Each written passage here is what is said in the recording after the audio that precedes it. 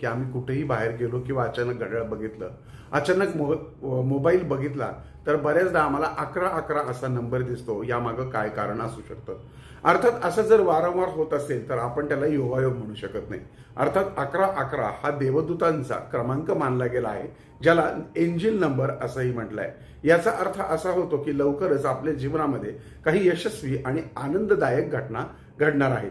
आपल्या घेतल्या कार्यामध्ये मनाप्रमाणे यश येणार आहे. त्याचबरोबर धन, यश, सुख, समृद्धी, संतती, संपत्ती, आरोग्य आपल्याला फार आरामशीर पद्धतीने लाभणार आहे.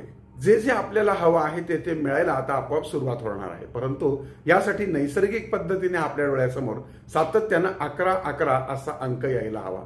पण आपण 1111चा शोध घेत बसलात किंवा त्याच वेळेस रिमाइंडर लावून तुम्ही जर ते अंक पाहण्याचा प्रयत्न केला घड्याळामध्ये, तर मात्र त्याचा काही उपयोग नाही.